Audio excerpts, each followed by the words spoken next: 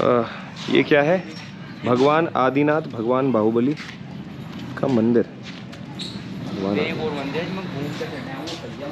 मैं पूरे जम्बू द्वीप का ऐसी दूर से टूर दे देता हूँ। अब नया मंदिर की स्थापना होने लगी है। काफ़ी बड़ा है। वो बनेगा जान मंदिर बनेगा।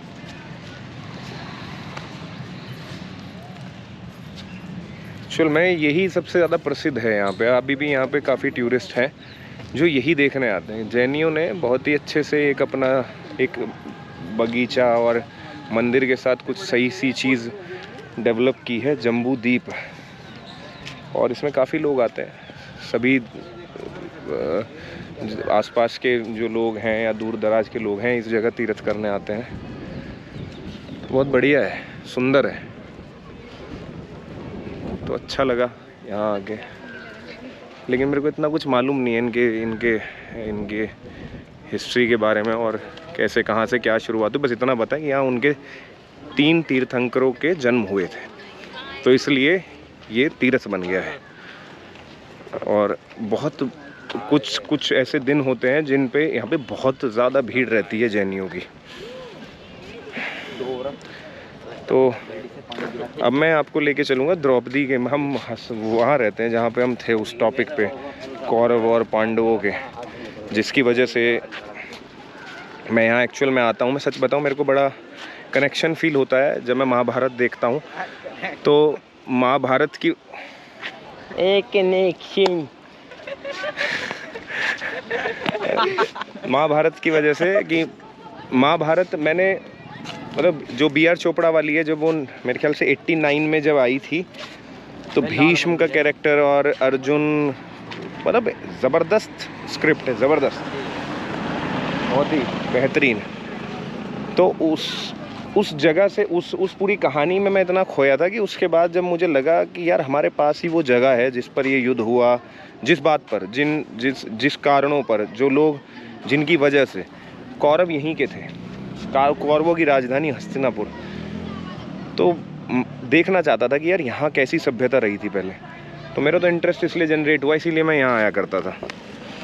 लेकिन अब यहाँ ऐसा कुछ ज़्यादा खास बचा नहीं है। यहाँ तो सिर्फ जैनियों के बड़े बड़े मंदिर हैं जिनमें जो बहुत सुंदर हैं, उनमें लोग घूमते हैं, बस आते हैं, फ़ोटो खिंचवाते हैं, बहुत बढ़िया है। अब मैं ले चलता हूँ 7200 साल पुराना एक ऐसा द्रौपदी का मंदिर जिसमें वो जल चढ़ाया करती थी। मैं उस मंदिर पर आपको लेके चलूँगा और उस मंदिर को देखकर आप कहेंगे कि यार यहाँ कोई सजावट या यहाँ इस जगह को क्यों नहीं डेवलप किया गया, या इस जगह को ऐसा क्यों नहीं बनाया गया कि लोग आके इसे देखें, घूम सकें। चलो वहाँ चलते हैं, वहाँ उसकी जर्जर हालत दिखाता हूँ मैं आपको। देखना, यहाँ की खूबसूरती देखने के बाद आप वो देखिए। अब नहीं, इधर आ जाओ। सबसे पहले राधे चाट भंडार के गोलगप्पे खाओ जल्दी। चलो भाई, शुरू करो। मैं खाओ ना, खाओ बाल को। चलो लग जाऊँगा लाइन से। गोलगप्पे नहीं खाने क्या है?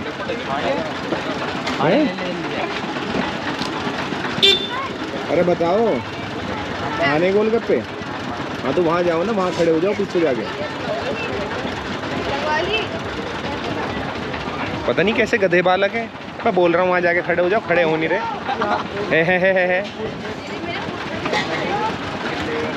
राधे चाट भंडार।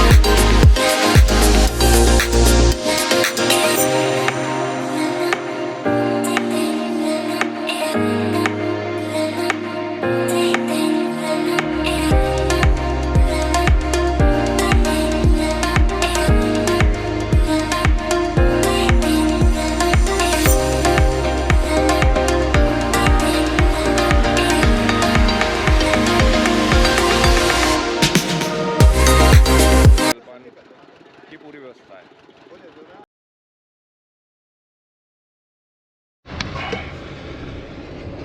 तो हम अब यहाँ से मुड़ेंगे जहाँ से हम आए थे, गंगा जी के किनारे से।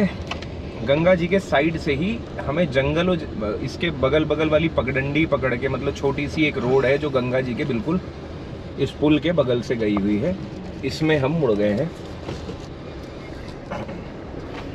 तो इस रोड पे चलते जाएंगे, कहीं अंदर जाके लगभग 1 किलोमीटर हमें चलना है।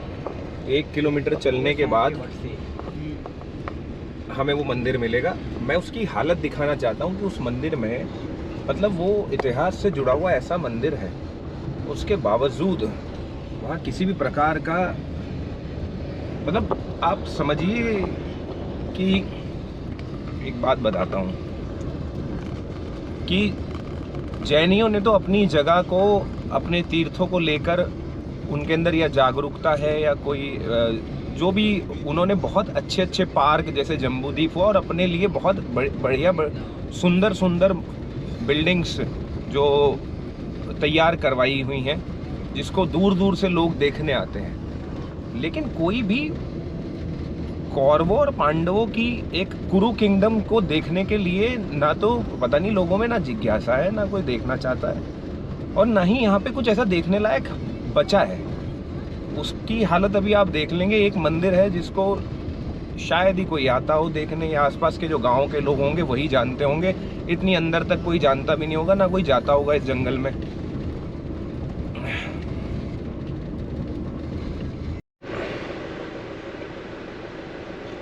अब मैं यहाँ पहुँच चुका हूँ और आपको दिखा सकता हूँ कि यहाँ पे जो बोर्ड लगा हुआ होता था प्राचीन मंदिर का, वो भी टूटा हुआ है। ये देखिए, ये एक बोर्ड है जिससे कि पता लग सके कि यहाँ पे कुछ है इस जंगल में। अंदर कहीं छोटी सी एक सड़क गई हुई है और उसका बोर्ड भी, ये देखिए, ये टूटा हुआ है। मेरे को समझ में नहीं आता ऐसा क्यों है। मतलब भगवत गीता भाई, भगवान के वचन कहे गए हैं उस पूरी कथा में, पूरी स्क्रिप्ट में, और यहाँ पे हम अंदर एंटर हो रहे हैं, नीचे उतर रहे हैं। ये मंदिर है और यहाँ मैं गाड़ी पार्क कर रहा हूँ और कोई यहाँ नहीं दिखाई देगा। द्रुपेश्वर मंदिर कहा जाता है इसे। देखिए,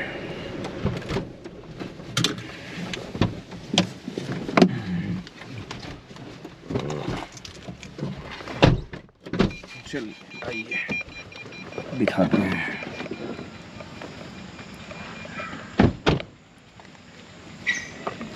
तो ये देखिए, ये है मंदिर जी के नियम। एक मंदिर परिसर में कोई कार्यक्रम करने से पहले अध्यक्ष से अनुमति आवश्यक है। मंदिर परिसर में शराब, धूम्रपान करना सख्त मना है। अपने सामान की स्वयं रक्षा करें। जूते, चप्पल, हाँ जो भी नॉर्मल सब जगह लिखे होते। लेकिन इस मंदिर में जो जाले, जो इसमें इसका जो पेंट है और जो इसकी मरम्मत है, और उसके लिए किसकी परमिशन की जरूरत पड़ेगी? ये महर्षि वेदव्यास जी, ओह महर्षि श्री वेदव्यास जी आदि प्राचीन ऋषियों के आश्रम समाधि के नीचे स्थित हैं। मतलब कमाल की बात है, वेदव्यास जी जो महाभारत के रचयिता हैं, जिन्होंने महाभारत लिखी है, महर्षि श्री वेदव्यास जी महाराज आदि प्राचीन ऋषियों के आश्रम समाधि के नीचे स्थित हैं, और उस मंदिर की ये हालत है। एक अंदर की तस्वीर जो हो, पता नहीं किसी की तस्वीर रखी हुई है वहाँ, ये मुझे मालूम नहीं है किसकी, किनकी है। अगर मैं दिखाऊँ नज़दीक से आपको, पता नहीं। इसी के नीचे यहाँ लिखा है कि वो विराजमान है यहाँ। ये ट्रस्ट का एक कमरा है, ये देख लीजिए। हाँ, यहाँ पे शायद भंडारा वगैरह होता होगा। इसकी क्या हालत है, जाले ही जाले, और बदबू क्या सड़ रहा है, कुछ मर गया क्या? भयंकर बदबू है। तो कुछ वहाँ है, क्या है? तो थोड़ा ध्यान देना चाहिए। हमारी पुरानी। ध्यान आश्रम तो यहाँ भी है। हाँ, भीष्म गंगा आश्रम वो बहुत बढ़िया है कि जो भी वहाँ तो मैं जा चुका हूँ। तो ये मंदिर है, प्राचीन स्थान का इतिहास। मैं कहता रहा हूँ ये प्राचीन स्थान का इतिहास, इस प्राचीन स्थान का इतिहास है जो कि पूरा लगभग मिट चुका है, जिसमें कि महान चंद्रवेश्वर के चंद्रवंश के प्रत्यापी राजा सर्वेशी राजा चंद्रबुद्ध पुरु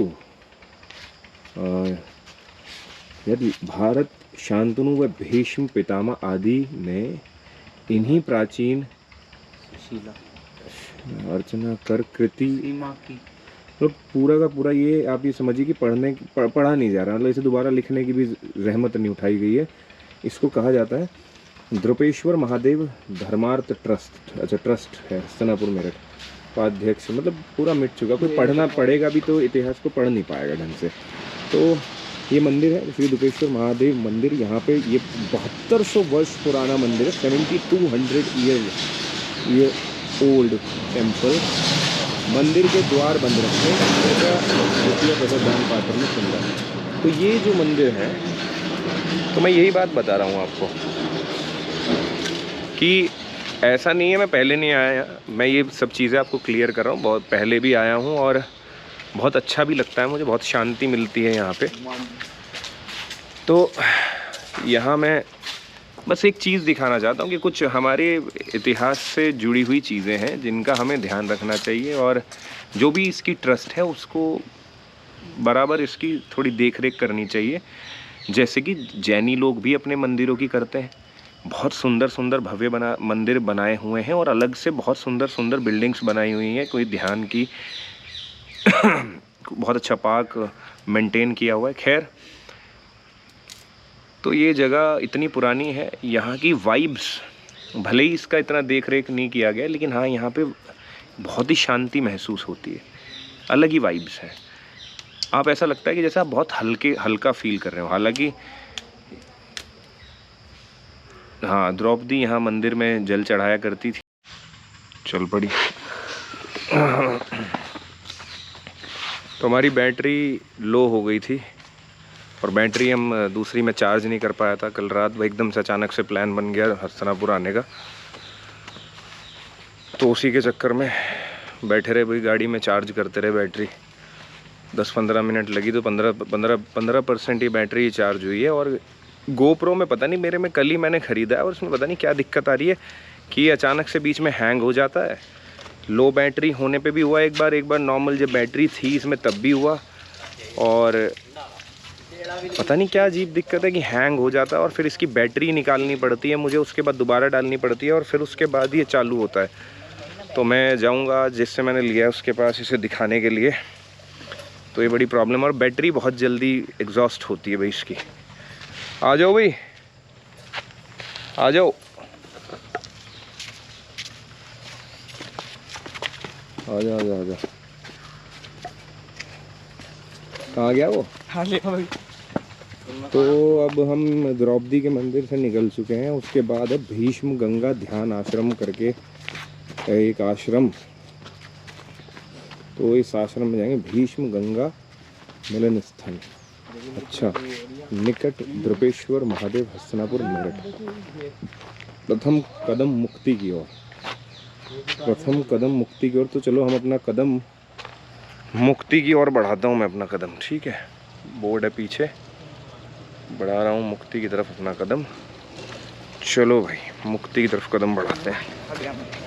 अरे क्या हो गया, मंदिर का रास्ता बंद कर दिया क्या?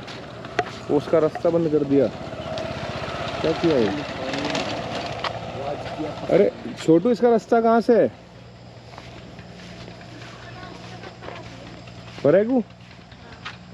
ओहो, समझ गया मैं। पूरा आश्रम और फिर वहाँ से आगे से जाना पड़ेगा। कहाँ से? ऊपर चढ़ के। लगता है ये पिछली बार मैं इसी रास्ते से गया था, पर हाँ ये रास्ता बंद कर दिया। यहाँ पे कांटों वाले तार लगा दिए हैं वो, इसलिए अब हमें ऊपर से जाना पड़ेगा। मंदिर के बीच में से वापस जाओ और रोड पे जाके रोड से फिर आगे चलो चलते हैं।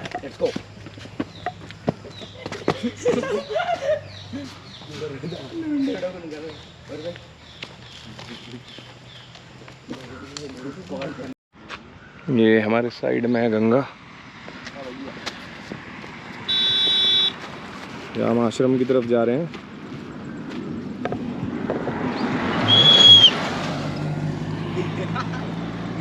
ये है गंगा का किनारा। अब आज तक खोजते हैं कि भाई साहब हस्तिनापुर के राजा, वो हस्तिनापुर का वो महल कहाँ है जिसमें वो रहते होंगे, उसका तो कुछ बचा ही नहीं। पता नहीं, कुछ मिलता होगा छोटा मोटा, शायद मिला भी होगा, कुछ अवशेष मिले होंगे। नहीं वो अलग है, वो तो है अलग, राक्षस रह के वहाँ भी चलेंगे कभी। तो भाई जाते हुए भीष्म गंगा ध्यान आश्रम का, वहाँ से तो रास्ता हमें बंद मिला। अब यहाँ है रास्ता भीष्म गंगा ध्यान का। देखिए गाय कितनी सुंदर गाय है भाई, बिल्कुल भाई देसी गाय। ये है आश्रम का रास्ता, भीष्म गंगा ध्यान। प्रथम कदम मुक्ति की ओर, मुक्ति की ओर पहला कदम बढ़ाते हैं। चलो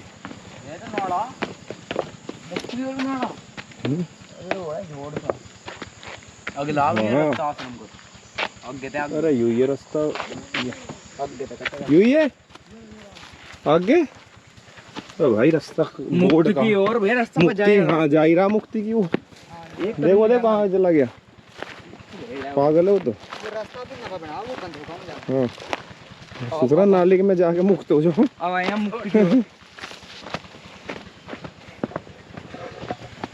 मुक्ति की ओर कदम नहीं बढ़ रहा, बढ़ते उल्टा। आराम से वहाँ तार में वो है करंट, करंट है, करंट होता है तारों में वहाँ। क्या? हाँ तो पानी आ रहा होगा ना, वही नहर तो है ही साइड में, उधर से खोलते होंगे कभी कभी पानी। तो ये है, अरे यार नहीं मुझे लगा था बंद ना हो गया, 8% है मेडिटेशन पोर्ट। अरे नहीं ऐसे शांत रहो, यहाँ बाबा जी रहते हैं बढ़िया वाले। लिखा है तो ये है मंदिर, वो सॉरी भीष्म आश्रम। आ जाओ, मैं तो गया हुआ हूँ पहले भी। बहुत ही सुंदर सा एक आश्रम बनाया हुआ है जंगल के बीच में, बहुत अच्छा लगता है यहाँ पे। मैं पहले भी एक बार आ चुका हूँ, एक बार पेड़ लगा के गया था गुरुजी के पास, और अब आया हूँ। ये गुरुजी बैठे हुए हैं।